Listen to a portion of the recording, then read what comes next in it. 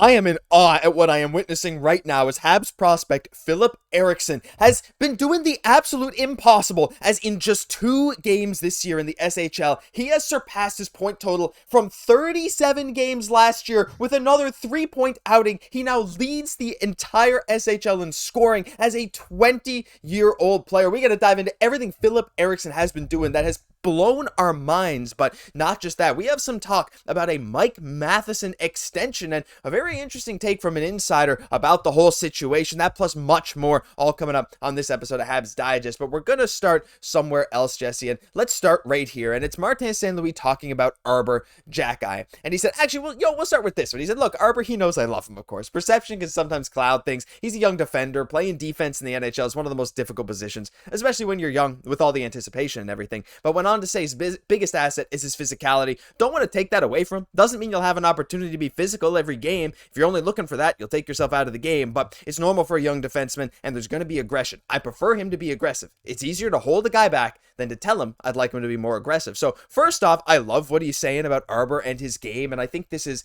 incredibly important and incredibly on point about what Arber Xhekaj brings to the team. But I also think this points to maybe a bigger theme, Jesse, of like Marty's like, no matter how much he likes guys, he's going to hold them accountable if they're not doing what he expects them to do. And again, Marty says a lot of the right things, but I think this just reinforces that.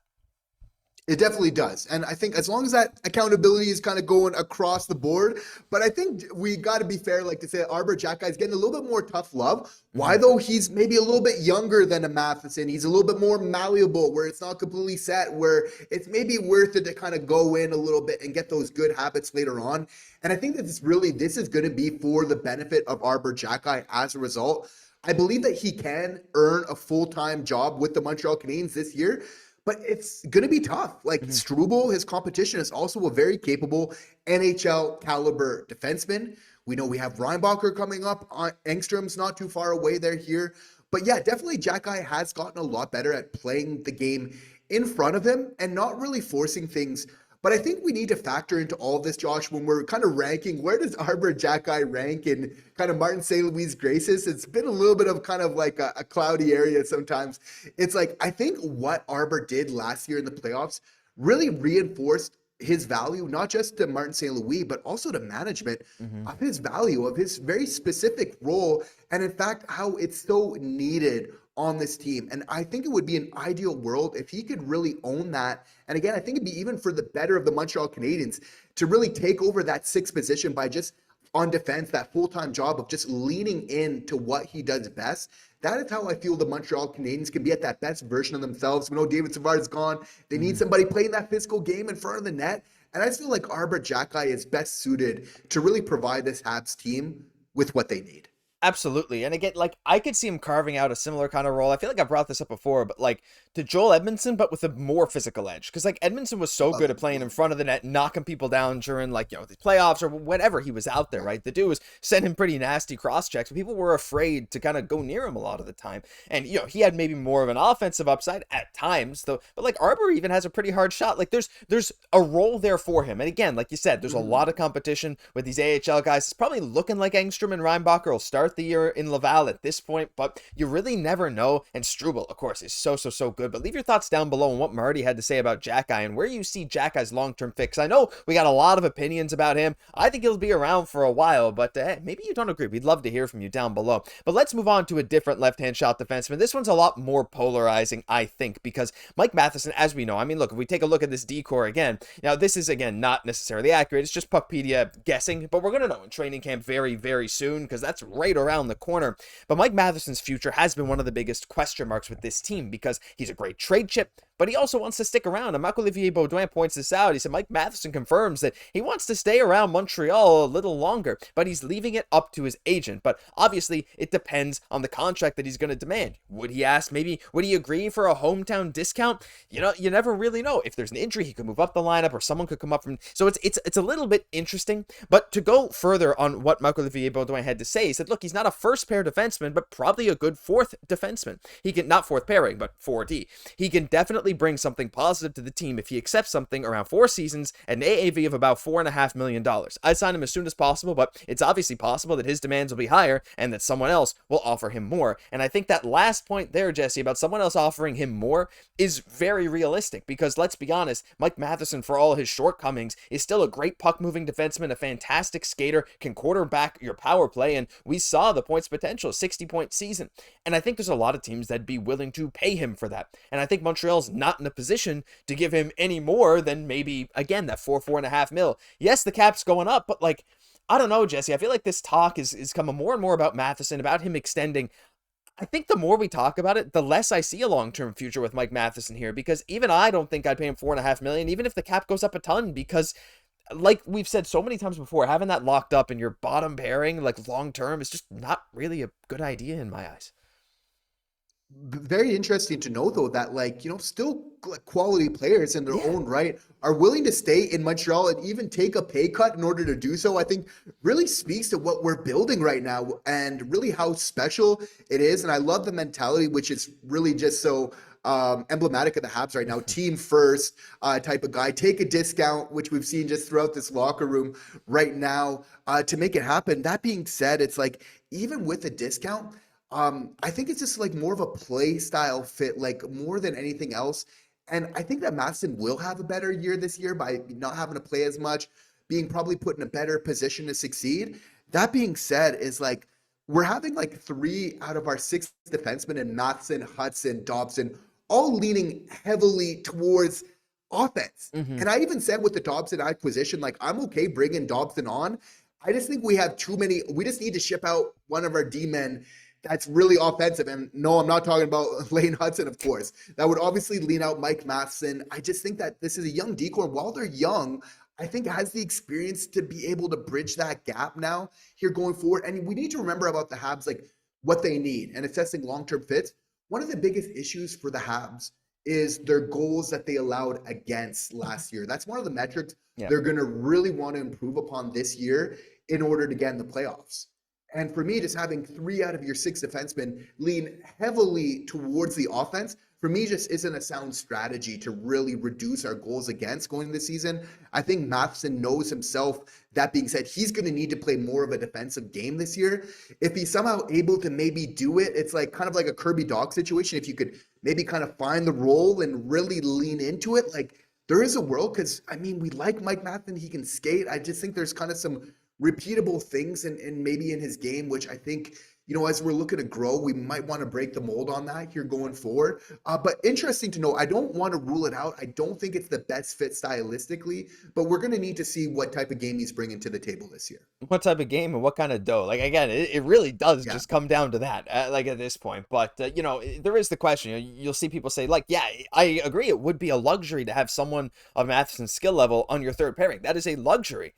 However, is it better to have Matheson on your third pairing at $4.5 million, still being really effective and that's awesome depth, or having a guy like Xhekaj or Struble who can be a bit more physical, play that kind of different role at about 1/3 of the cap hit. So that's what it comes down to. But again, I mean, you look at the money got to go somewhere. With Hutson's extension coming up at some point, probably around $9-10 million, maybe less, again, 8.5, 9, who knows at this point. Guhle's at a good price, but Dobson $9.5 million. There's a lot of question marks. So leave your thoughts on this down below. Would you be okay with a hometown discount? And if so, how low or how high, I guess, would you go in terms of AAV? I'd love to hear from you, but let's move on to the final thing today, because I am kind of shocked by what I'm seeing here, and I think everyone is. Filip Eriksson is like, this is borderline impossible what he's doing. So let's just start here. Again, you can look at those projections because they're kind of funny to look at. Again, they're just extrapolating from 2 games times 26. But anyway, projected to get 182 points this year. Very sustainable, of course.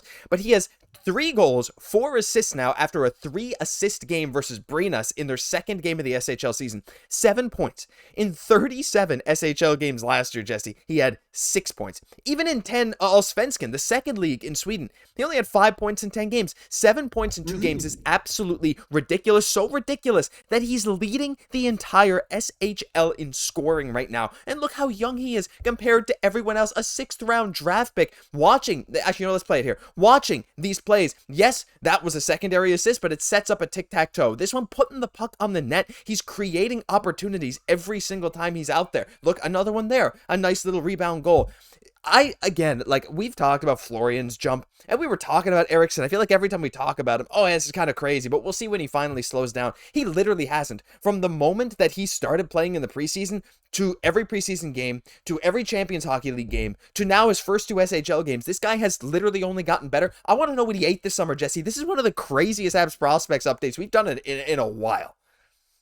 Can we get this guy over to our rookie camp just ASAP? I know it's kind of basically finished here, but yeah, just what he's doing right now, he seems to really have turned a corner in his development, which is absolutely wild to see. And like with that strong shot and those fundamentals, like I'm almost thinking like this isn't a flash in the pan. Like he has that baseline skill to not only stay there, but continue to get better over time. Because I mean, if we're looking at some of these plays here, for sure some secondary and some assists, but like he's the one driving the play. He's the one carrying the puck down. He's then having the drop down pass. And then here again, driving the play, and then lets us get it on net. You don't score on none of the shots you don't take.